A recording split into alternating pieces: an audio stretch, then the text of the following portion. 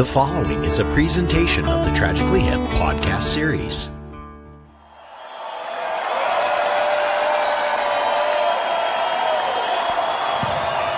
Okay, we are officially into uncharted waters.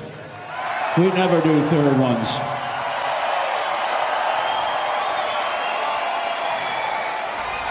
So let's see what happens.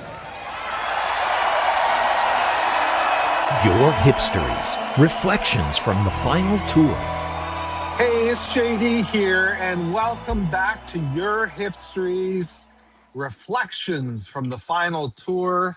It is July 26th, 2026, and we are talking about a time that took place a decade ago. 10 years, 2 thumbs up, 1 Arthur Fonzarelli, only 1 will survive. Hey. We're talking about Vancouver Night 2, and I hope you're ready to share your own thoughts in the chat, because tonight we've got Craig from Langley, we've got Tina from Prince George, and we've got Jay from BC. We can drill down and get more specific, but we won't. Jay's in Ottawa right now, so he's probably working for CSIS. So, I want to be careful. I want to be careful what I say. At any rate, really great to have you guys here tonight. This is going to be a lot of fun and maybe a little cathartic. I don't know. We shall see. Tina, let's start at the start. Who's the person you think about when you think about that night? My Who's kiddo. the first person you think? My kiddo. Yeah, I brought her to the show with me, and it was the day before her first birthday. And so I can always say that my kid saw the Tragically Hip live. And so that's why I reached out, and I was like, I got so many high fives last night and all that stuff. So she's become a big Hip and Gord Downie fan, and I couldn't be prouder. So I'm really happy that I brought her. And yeah, that's who I think about when I think about that show. That's magnificent. I love that. Oh, that's really special. How about you, Craig? Is there somebody in particular or some person in particular you think about when you think about that night in July? Yeah, I met with my friend Dan before the show, who was a drummer that I'd played with in a band and a previous band, and we hadn't seen each other in many years, probably since we stopped playing together. And I went to night 2 on my own, and so I found out he was going as well, and we hooked up for a bit before the show and reminisced. And so yeah, I went to both Vancouver shows, so I'd have a different answer for night number 1, but yeah, my friend Dan, big Hip fan. How about you, Jay? I'd say it was a combination of like it was all family members that I happened to be with at that show, but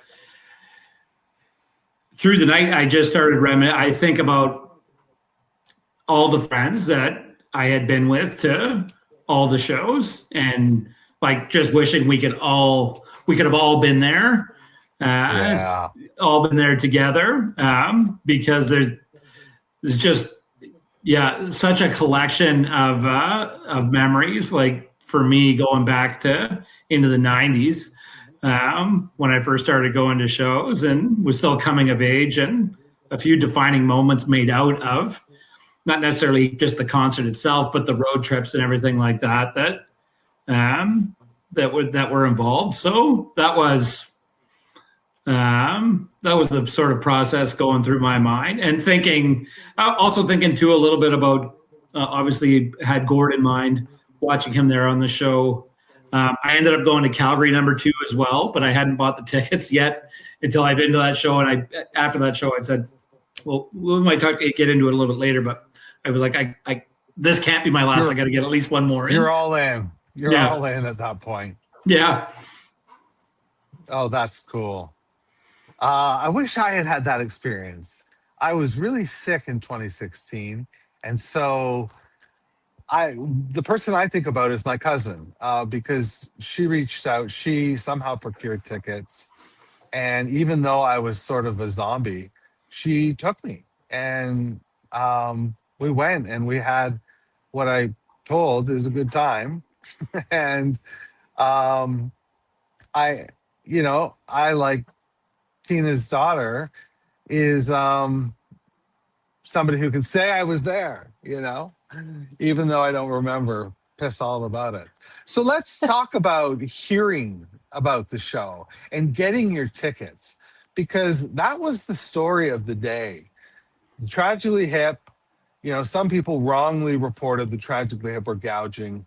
They were not gouging at all. The tickets were retail wise pretty reasonable. They were probably the most expensive hip tickets ever out there, but they were still reasonable at the time. But there were bots and whatnot, so that got ugly. So I'm interested. We'll start with Craig. When did you hear about it, and how the heck did you get tickets? I believe, if I remember correctly, that the email that they sent that morning that they announced Gord's diagnosis, I'm pretty sure that's the same day they announced the tour. I think I'm remembering this correctly. I mean, I just remember being just gutted. Like I was just about to go to work, heard this news, and it just hit me so hard. And yeah, and I remember them saying that there'd be a tour that summer with a new album. I'm pretty sure they talked about all those things in that first email. And so right away, I'm like, I've got to go to this. I'd been the previous year to the Fully Completely reunion tour, or not reunion, whatever you call it, anniversary tour. And yeah, I just knew that I had to go to this show. As far as getting tickets, I remember I was at work and a bunch of us were all at the same time, like texting, like, we got to get on right at 10 o'clock. And all of us actually got tickets, no problem. So really, like, there was about 4 of us in the building. All of us ended up scoring tickets. Yeah. Night number 2. So I had tickets for night number 1 with my friends. And then night number 1, I got a single, and I don't remember if I got that the same day or if I got that later on. Wow. But I didn't pay over, problems at all. Cost. Yeah. No problems. That's great.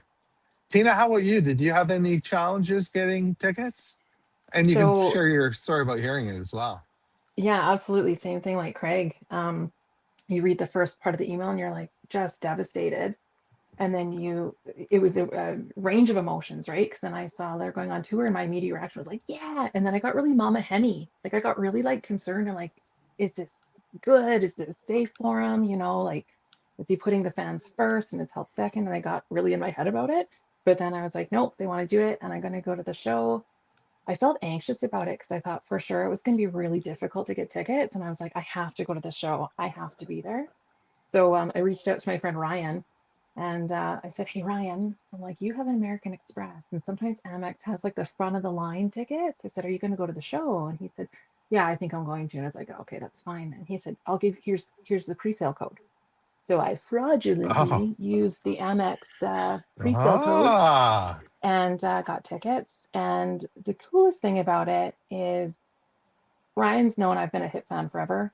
And he slowly came around to the Hip. I don't know why we were friends at the beginning, because he didn't really like the Hip, but anyways, that's fine. That's history. That's in the past. But he called me and he says, where did you get your tickets? And I said, my tickets are at the back of the stadium, 13th row, right in the middle of the back. I said, where did you get tickets? And he said, right to the side of the stage, actually. They're really good tickets, row 7. And he says, I want to trade tickets with you. And I was like, what? And he says, you're such a big Hip fan. I have to give you the good tickets. I'm like, I was so happy. I was really stoked about it. And so that's why I got those tickets with a lot of help from Ryan. So I appreciate it. Gee whiz, this is a different tale than I've heard from other people. Craig has no challenges at all. Tina gets tickets thrown her way. Fraudulently. Just kidding. I am now an Amex card holder, so it's fine now. We're good. But that's at the time right. I was not. Well, see, you've come around because they paid off. Yeah. Jay, same. I'm going to lob it right back to you. Same questions as to the others. Yeah. So I found out I didn't see, even though I was on the mailing list, I didn't see the email right away. At the time, I was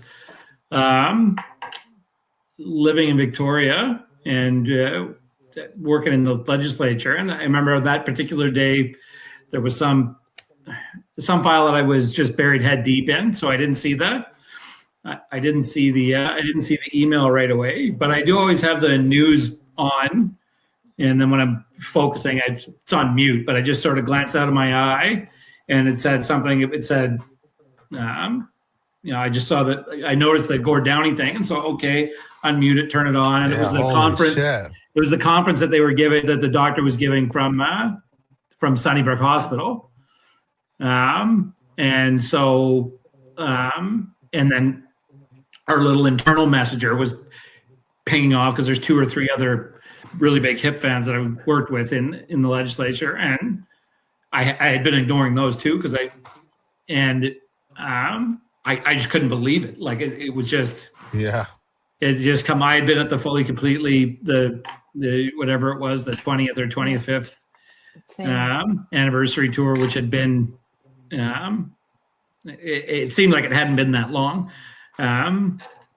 since that tour had happened. And I knew that there was like an album in the works and whatever. And it was just kind of flooring. And I think they had, I think the details on the actual dates and getting tickets and stuff like that was the following day. I think they saved the whole, the shock of it was on day 0, and then the next day was, if I remember correctly, was when the full tour dates were announced and the on sale stuff. And so my thought was, well, I've got to be a part of this. So I start putting feelers out to, hey, who's interested? And I've lived and worked all over the country, so I've got fans everywhere. Okay, who's going to try? And all this. And I said, I wonder if they'll come to, if it's just going to be like a big city tour. I imagine it's going to be spaced out so Gord can rest.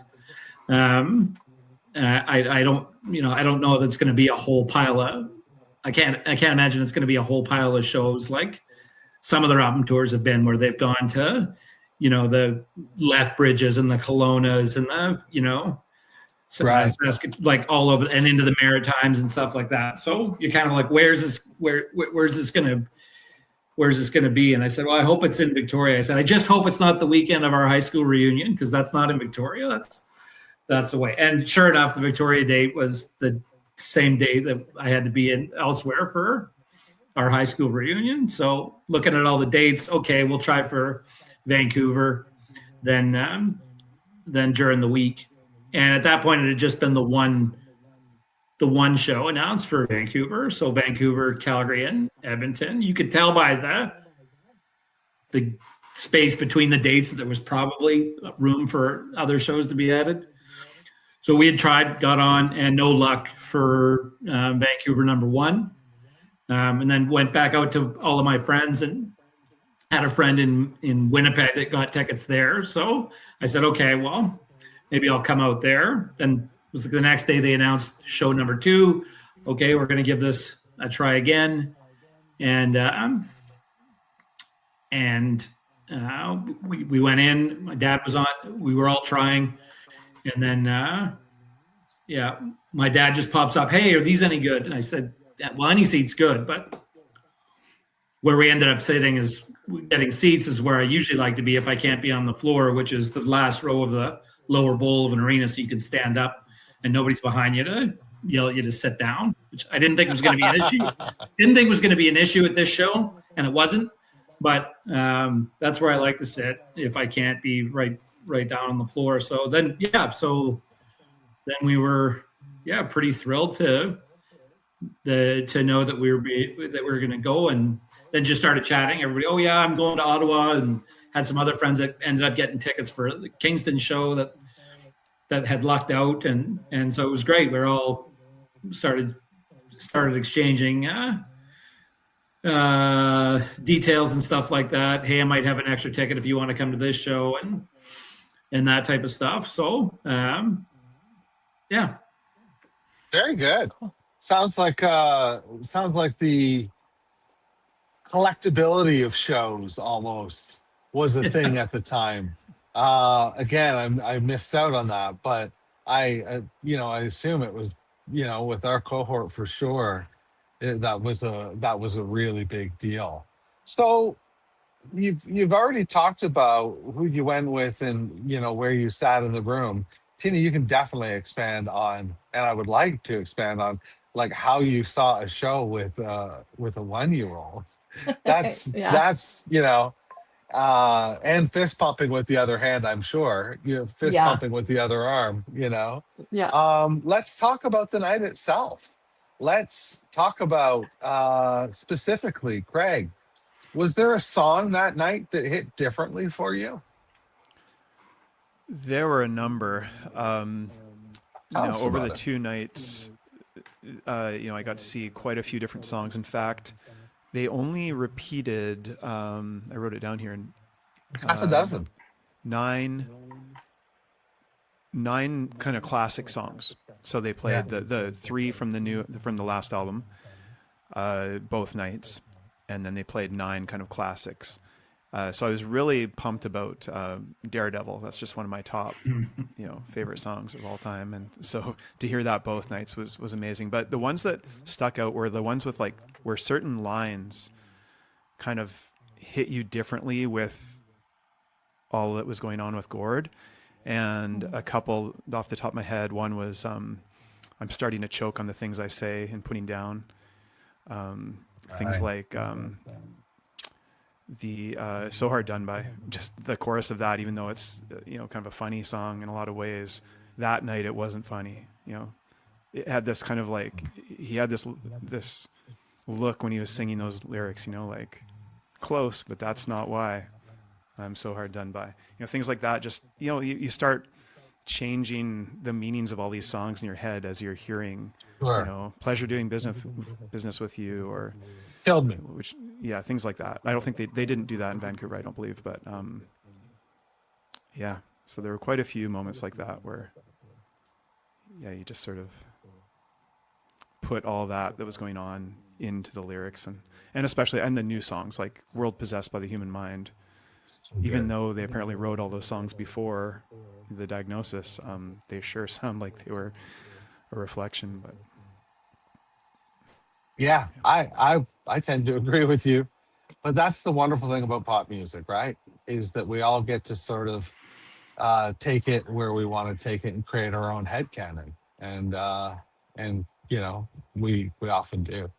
And Gord would be the first to tell us, well, your headcanon's right, because it's yours.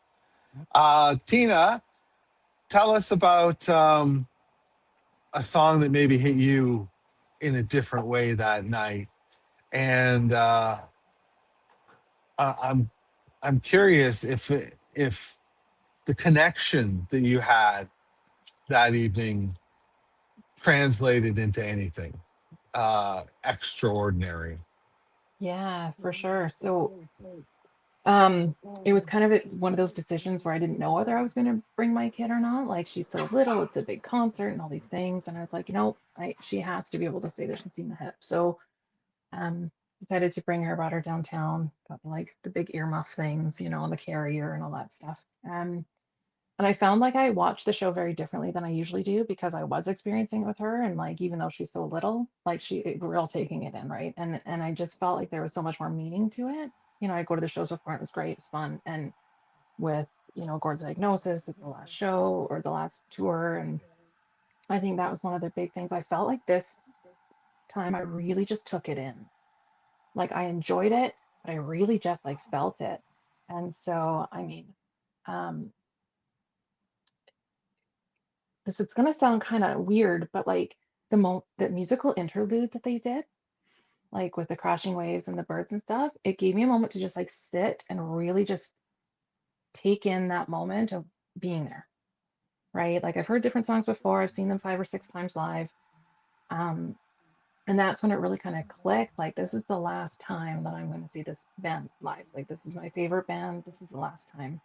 And so after that, I really clicked into really focusing on the words, Craig, you talked about, they just hit differently, right?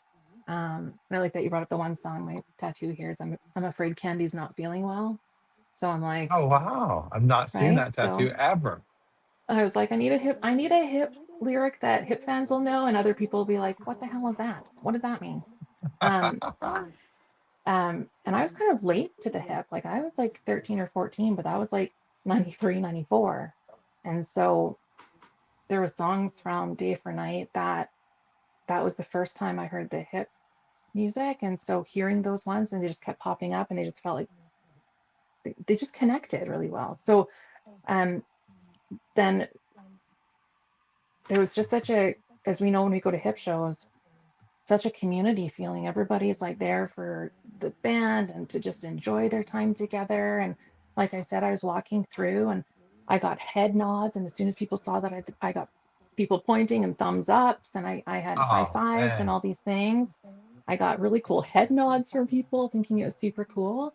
Um, and the thing is as it was wrapping up and we're getting to the end, the one song that really hit me, of course, uh, was Fiddler's Green, right? yeah, Like the I second saw that you guys encore. got that.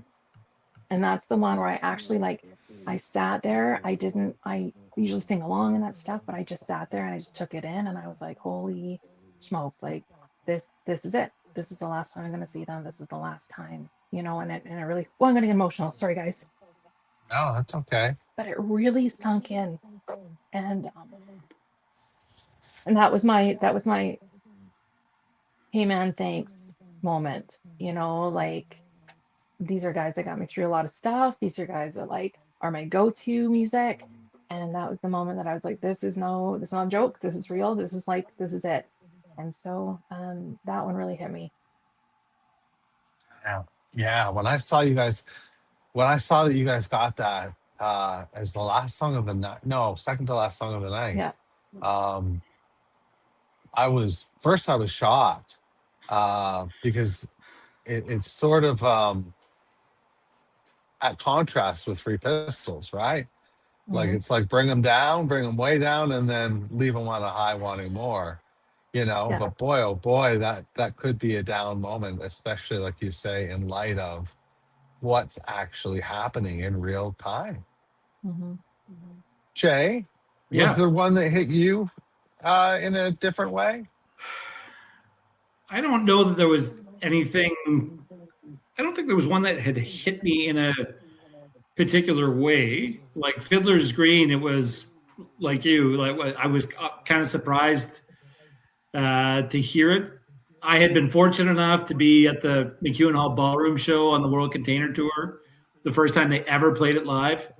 And I was like, that's when you could separate the real hip fans from I like them and it's something to do on a whatever night that was in Calgary. And because we were all just sitting there, just jaw dropped, like they don't play this song live. And it was on a list it was tied for number one of two songs I'd like to hear live. The other one is Another Midnight off of Up to Here, which they hadn't played live in since I think they Up to Here tour.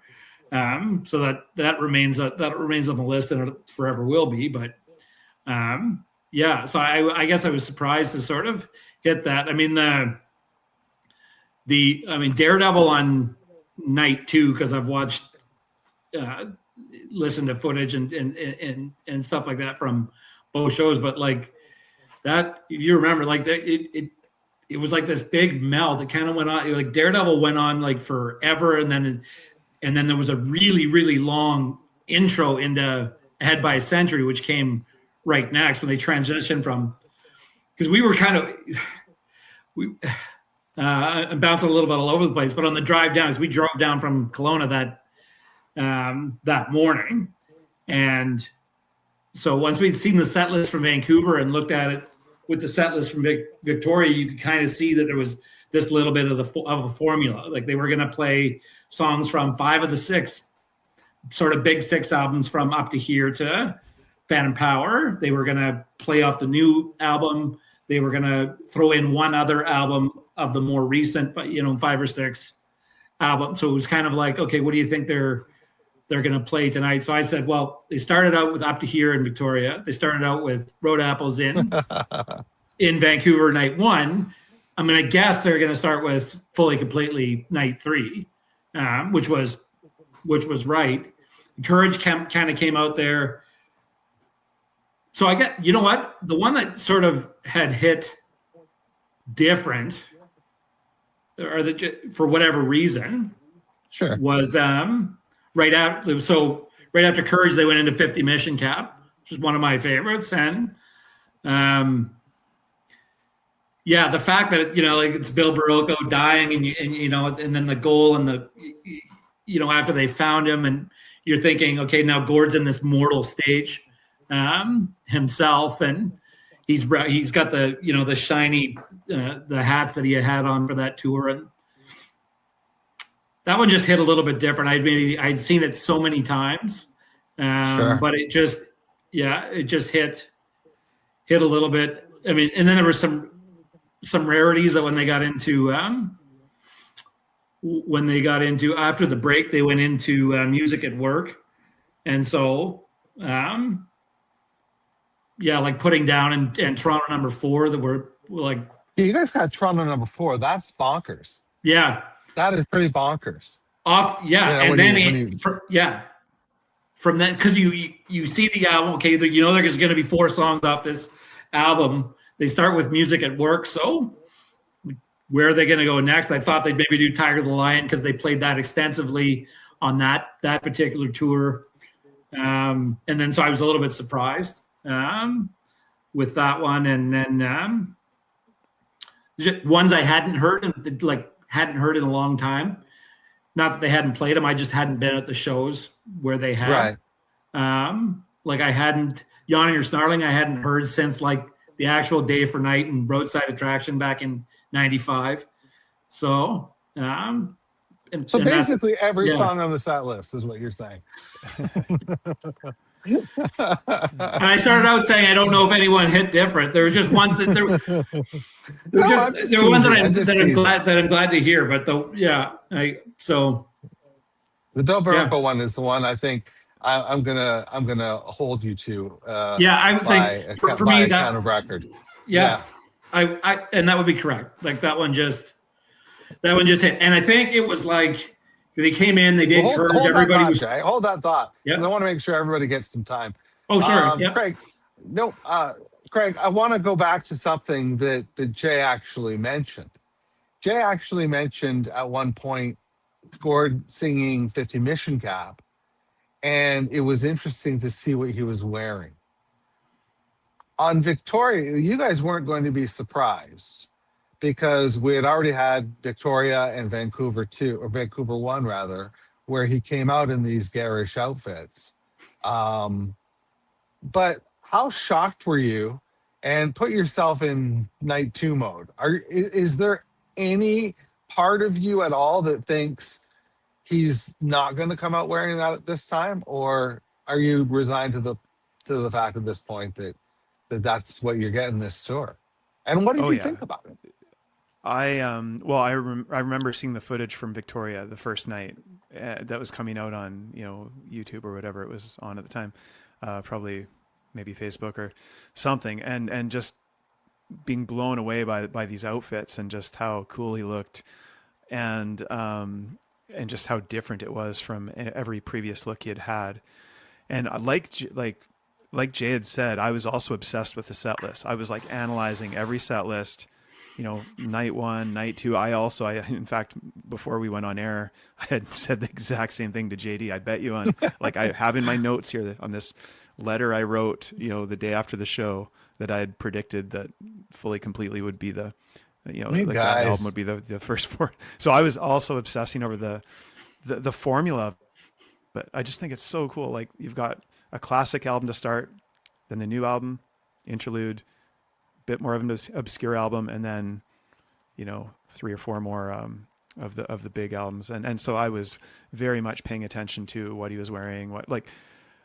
It was great because I knew what to expect, yet I knew that they were gonna keep doing different songs every night. Like it just became apparent very quickly after night 2. I'm like, you know what, In fact, I wrote that in my notes here that wouldn't surprise me if they touch on all 13 albums, and they did.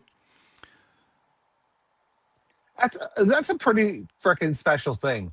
I don't know. I haven't done an official count. Somebody out there has. I think it was I think it was 90. Okay, so 90. 90 That songs. you read my mind then. That's an incredible amount to take on the road. Actually, looking just at an here, incredible like amount.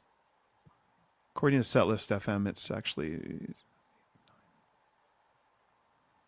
it's more like 71 or something. But anyways, it was a lot. Okay, well, it's a lot, especially when the person who's going to be taking vocal duties is battling brain cancer and his memory is at fault.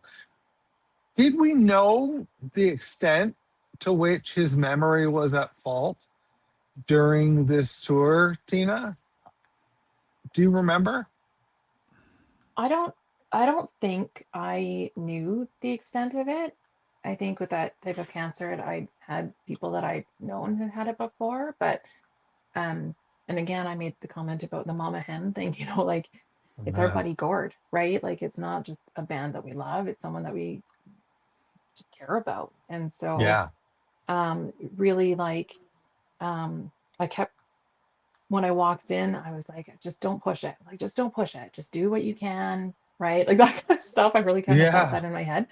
And I found that I just really focused on him, right? Like just how he was moving and what kind of brought joy was, the moves that he would normally do, right? And you could tell that they were some, and correct me if I'm wrong, Craig and Jay, but I feel like some of them, that he kind of planned that he was going to do certain things, whereas before it was so spontaneous, right? And so, and where I was sitting, I could see a little bit of the monitors, right? Where you had the words on the monitors and stuff. And I think it was at that point that I realized, I'm like, okay, like this, there's a memory issue, there's this kind of stuff. Right. And I think with how much attention and focus there was on this tour for even non-hip fans, but like Canada as a whole, you get protective, right? And I just really wanted to make sure that like that I don't know how to describe it, that the concert ended up being like the tour ended up being everything that people would have expected from a hip show, right? Like that it wasn't, like he faltered here or his, he screwed this up, or because that's what people can get really awful and focus on that kind of stuff. But I think he showed up mentally he showed up how he wanted to show up, and we were gifted with that, and it was beautiful. But really the was. extent of his memory, I didn't know at the time until I got there and he kind of started going through it, and I was like, okay. Yeah. At the show there were a number of times he stumbled on lyrics, and that was the first time I would have realized how much it affected him. But all things considered, he really did pull it off right till the end. Oh, shit. Even in Kingston, there was mistakes, but there was mistakes at shows from 2001. It was part of the live experience of seeing the hip. It was unpredictable. Yeah. Saturday Night Live, he messed I the was just opening gonna lyric up. say. And actually, And it worked. I was going to bring that up too, because in a different way, but Saturday Night Live was a show where he had talked about being on TV. He had to kind of change the way he moved, and everything was like in his face and his hand movements. And I think the last tour he really drew on that experience to because he couldn't move around the way he could in previous years, and he really was subtle, but did so much with his face, with just subtle movements, and it was still really powerful. He found his style for that tour. There's a quick little segue off the Saturday Night Live thing. Have you ever seen the anecdote that some people believe that Jim Parsons based his mannerisms for Sheldon Cooper on The Big Bang Theory off of Gord Downie's performance on Saturday Night Live that night? I've never heard that. And there's a video, and you look at the people. You look at the it's yeah. When you look at it, it's spooky. You would never draw that connection if somebody wouldn't. A lot of people think he should play him in the biopic, but I've always thought it's I forget his name, Skarsgård, not this guy who looks a lot like him. I forget his first name. Anyways. Somebody somewhere told me recently that during the final tour, he made a conscious effort to make eye contact with people in the crowd. Like to really sort of, almost like you said, Tina, like to just be as in the moment as he could be. And that helped him be in the moment, as I understand it. Don't quote me on that, but I'm I've pretty heard sure that that was too. I something I think it heard. might have been in the book even. Ah, okay. Yeah, that could be that I've remembering something that I didn't remember. There's there's actually, if you go and watch the video from, it was one of the two Edmonton shows where I think it was at the end of Grace 2, and it was just a very, very long, like, scanning of the crowd. He's just kind of, Mhm. just kind of looking at Oh, everybody and giving them this nod. Like, it was, yeah. But so fascinating. there was a lot of that. Um, yeah. Another And another thing he did was that was new that tour was the like emoting, where he would just hold the microphone down by his chest, and he later did this, with the Secret Path shows, where it just felt like he was just like letting everything out. And yeah, just thinking about that, like, makes me like emotional to think about just how, yeah, like I can just picture it right now, and it was really powerful. was Just like these leave. shows were really powerful for people. Yeah. Oh, yeah. They they mean so much. This band literally soundtracks like our lives, and to have to say goodbye is a terrible thing. And unfortunately, that was part of the night, though. Part of the night was, a goodbye, and part of it was a celebration of life. I think, Mhm. you know, we got both emotions. Um, Craig, at what point in the show, or did it even penetrate? Did you did it like dawn on you that this was going to be it? As we started getting towards the end of the main set, like I knew, like I said, I was sleuthing the set list, so I knew, the formula of there was going to be 20 songs off 5 albums in the main set. And so when we started getting to Ahead by a Century, Gift Shop, songs like that, where it was just like trying to take it all in, and yeah, kind of knowing this would be my last show. I think I saw them 18 times, and been a big part of my life. So yeah. How about you, Tina? Yeah, it was still that Fiddler's Green. Like as soon as I heard the first notes come out, and again, like Jay said, like I don't think I've ever like it hasn't been performed at any shows that I've been to before.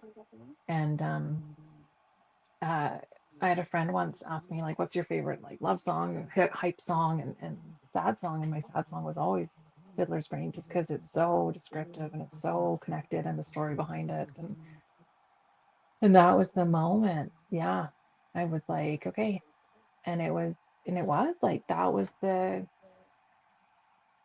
goodbye moment, right? Yeah, Like I knew I yeah. would see videos, and I knew that, I don't know, I can't remember if they had announced they were going to do it live from Kingston. Like I don't remember if They that hadn't wasn't announced right. that yet. No. So I'm like, this is it, right? And Yeah. yeah, so it was Fiddler's Green. And something that I didn't mention before, but when I had the headphones on, my daughter was very like, looking around and seeing it. But as soon as the music started, she just fell asleep and just like cuddled right in the whole show, the whole No thing. Yeah, way. the whole thing, just took it all in. I was like, yeah. So it What a just, good baby. Holy. but yeah, and it's just that almost like coming to terms song, Yeah, right? Yeah, yeah. yeah. And it still hits like that when I hear it now. But it has a new Oh, I meaning, bet right? these songs carry new meanings now. They Yeah. really do. Jay, I'm wondering, when the show began and people are going up the ramps and going up the escalators and going, to make their way to their seats. I'm gonna guess it was pretty rowdy, like in a great way. right? Like hip, hip, hip, Gord, Gord, Gord. Lots of that high fiving and goodwill. On the way out, was there a Paul, or was it still like really? We were there, we saw it. Like this kicks ass. Do you recall? So I would say, I mean, going in, I would say the mood was 100% like on the positive, like, yeah, just people everywhere saying hi to everybody, and like just people were Yeah. just in general like coming in off the whether you were coming in off the SkyTrain station, or there was almost like it was a small group that was almost like a little bit of a march coming over from Granville Street down Georgia towards the coming in that way. So I mean, going in, absolutely all positive. I would say it was much more. There was a much wider dispersion of emotion coming out of that. There was still some people. I was still like in good spirit. It didn't really hit me, like probably until the next morning, is when I decided I'm like, oh, that can't be the last, because I think I went into the whole thing with like, I really hope this is not the last show. Like I wasn't yet resigned to the fact that this was going to be the last album and tour. I've seen people overcome stuff before in life, and I wasn't at that phase of acceptance yet. So it was more like, I really hope this isn't the last, but if it is, let's make it great, not just only from us, but like from the people you're with and around it. So Yes. and it was, like I said earlier, it was just in the back of your mind, like you're listening to a song and you're almost thinking about some of the other times you heard that song live, or the first time you heard it. Like it just bring back so many memories. But there's people crying at the end. There's people just sort of sitting there with hung heads in the crowd and not really wanting to go. There were people just sort of staring at the abyss of the arena, of this empty arena that was emptying out. So I would say it was like, I would say it was, wide ranging Right. coming out of that show. So, yeah. Wow. Craig, Yeah, because it was. Did you have a similar experience, Craig? I think I was a mixture. I was a little somber. I kind of knew it was the last time I'd see them, and but overall the feeling was positive. Like during the show, those are the best two Vancouver crowds for any concert I've ever been a part of. Like Vancouver crowds can get a bit of a reputation of being, like Jay said earlier, like, you stand up for a song and people are like, why are you standing in front? It's a rock show. Like I'm standing because I love this song. And there was none of that night. Everyone was standing. Everyone was screaming. To this day, are we going to talk about a one moment, or should I do that now? Sure, you can start the wagon wheel rolling there. This was both nights this happened, and I think it probably happened in every city across Canada when they played these shows. But during Grace 2, Him Here Now, the last line he speaks in that song, from that moment for the next 3 minutes of guitar soloing, every single person was screaming. Like, it was insane. Like, you almost couldn't hear the song. Just the non-stop just roar of the crowd. Like, man. Thank you, Craig. I had almost actually forgotten about that. Yeah. Tina, how about you? And I mean, you can take whatever thread you wish, Yeah, and go down that road. I think I think I went in knowing that it was going to be the last time I see them, but like it hadn't clicked right till kind of Fiddler's Green. Yeah. Um, and I felt like the vibe, it was positive, but it was different, right? Like you'd go to Hip Show before and everybody's like, yeah, yeah, like super stoked and all these things. And there are some people like that, but there were some people that were almost like um not stoic. Like they were happy to be there and it was positive, but they were definitely like it was definitely different than a regular show, right? Right. Um, I think also because it was early on in the tour, we didn't quite know what to expect. And so I kind of overheard people talking and I was just kind of hanging out in the walkway and people saying like I hope he sounds the same or I hope he and just really kind of what they're hoping for the show. Um and like Jay said, like after the show we just kind of stood there, right? Like people are clearing out. And yeah, there was definitely lots of people that are like, it's just another show, get out, they're heading out. But I think there was a lot of people just kind of taking it all in. And then as we were walking out, like I know for myself, I was very quiet and I'm not usually quiet, like I'm chit chatty but I was quiet and there was a lot of people around that were, kind of walking out a little bit stoic, a little bit quiet. There were definitely tears around where I was sitting, dripping tears on like my kid's side of her face, right? And so it was definitely a different vibe. Like it was still positive, like Craig, like and Jay said. But kind of where I was at and where I was sitting, I felt like we kind of walked out, not maybe almost stunned. Like maybe it was almost like we were a bit stunned because we didn't quite believe I can see that that. this is it, Mm-hmm. right? Like we just saw him pull a rabbit out of a hat because anybody diagnosed with something like this is not going to be like, I'm doing a cross country tour, right?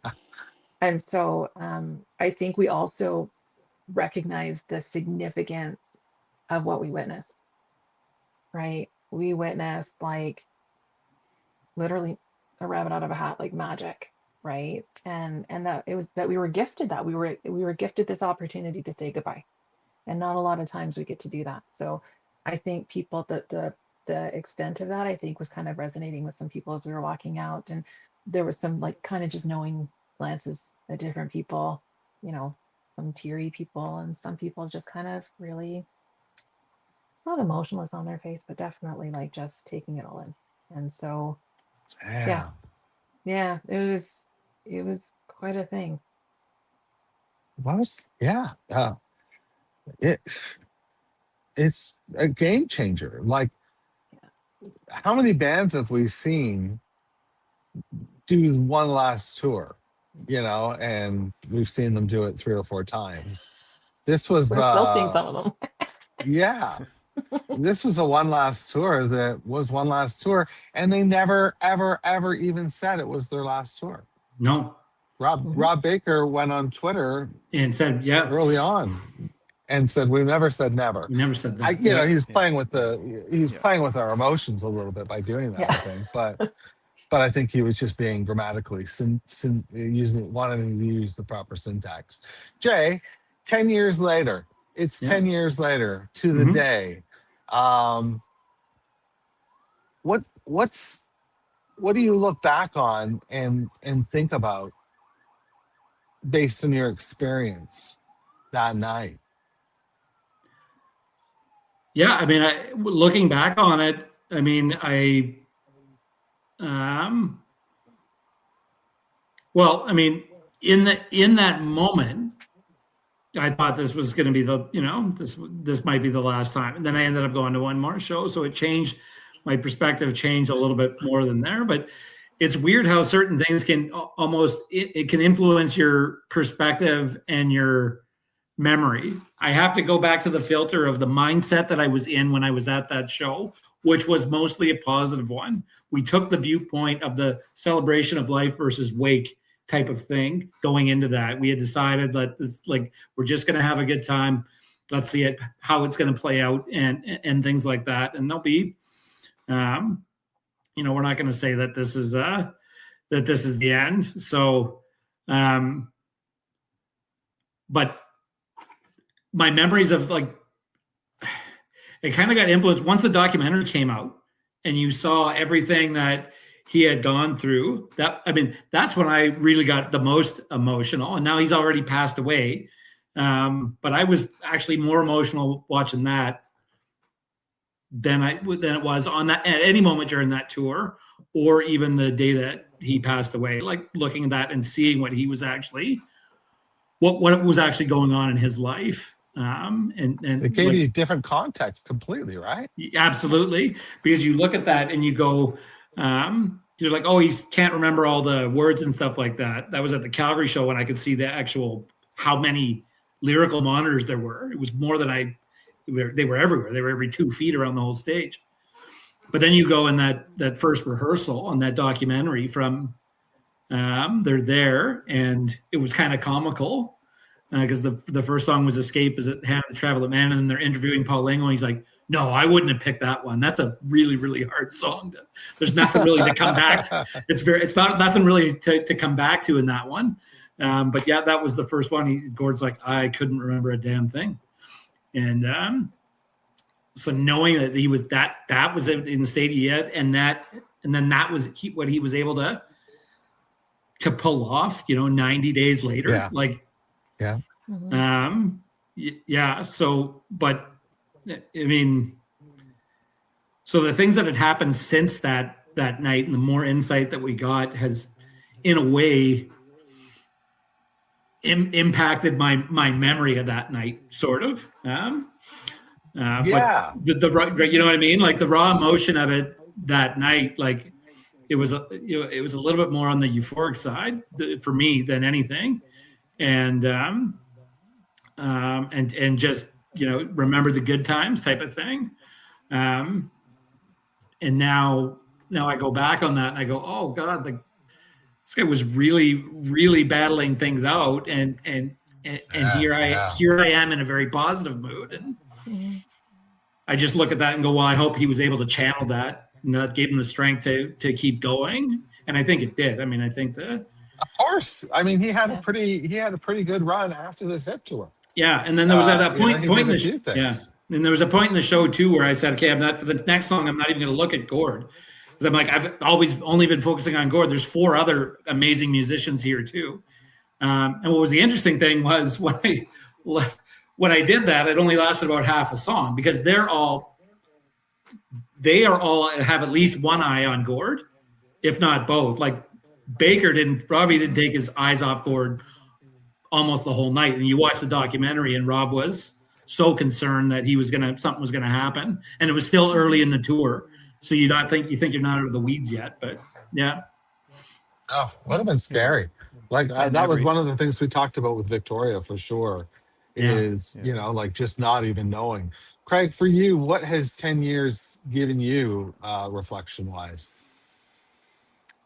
Wow. My life has changed a lot in those last 10 years. So it just, I don't know, I could probably go on for forever about this, but just makes me think about what this band has given me.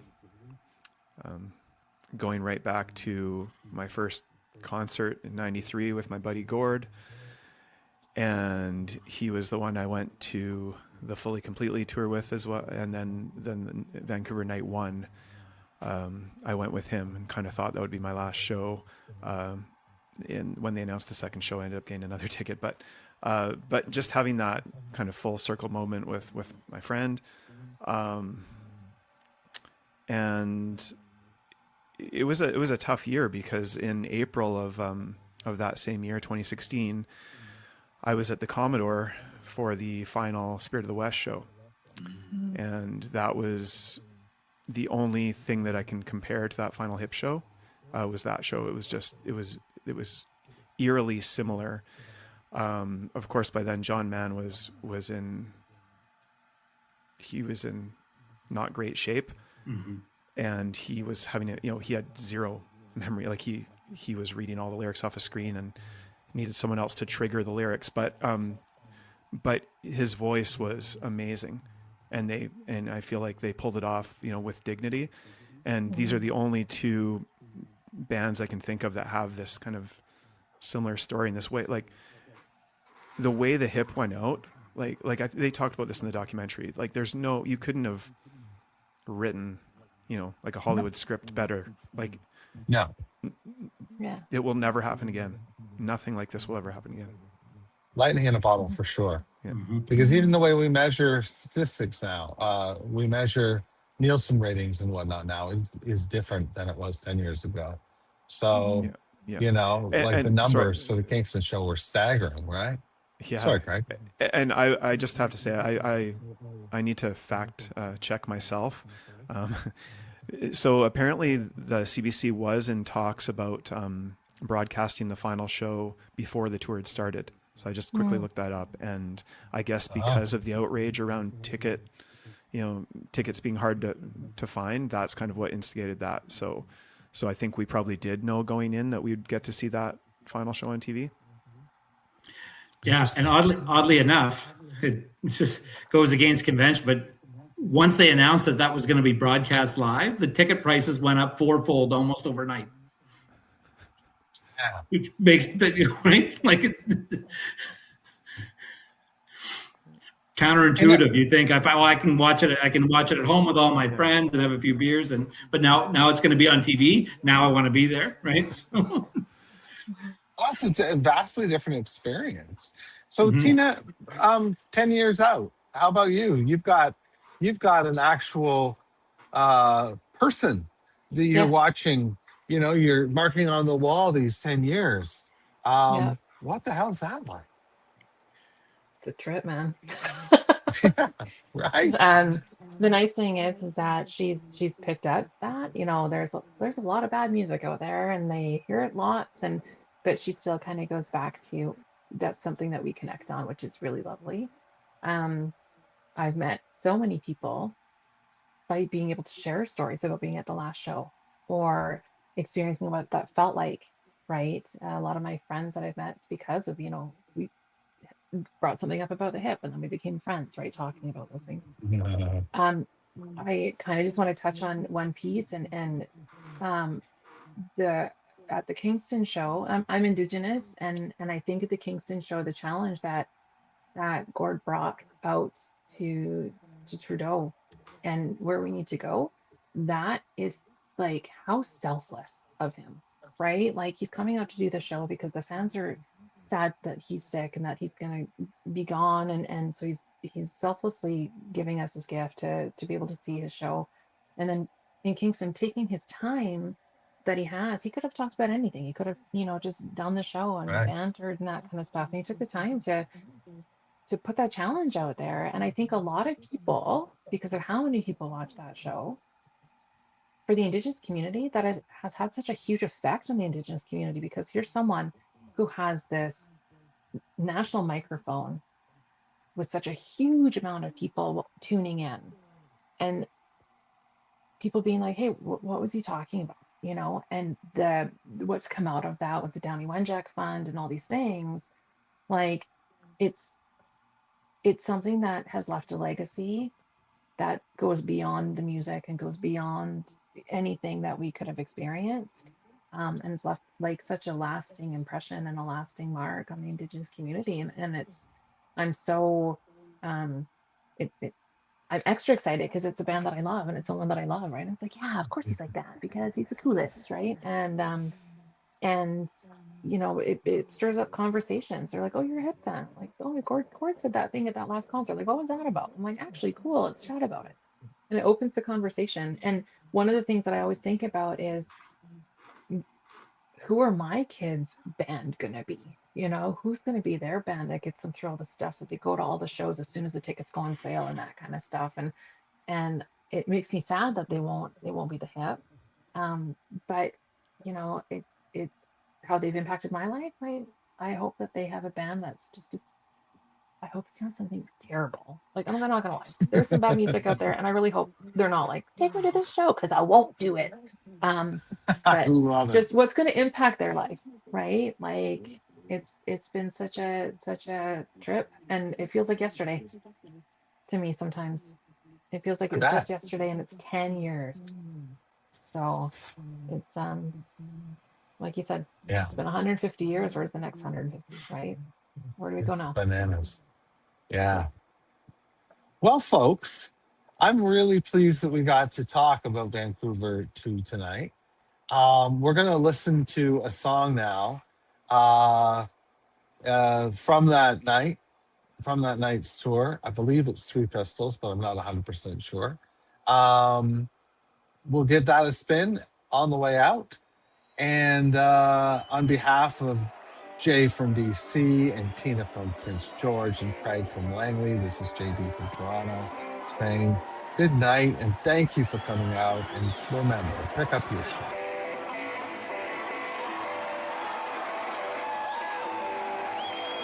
Thanks for listening. This has been a presentation of the Tragically Hip podcast series. For more information and to follow us, visit home.tthpods.com.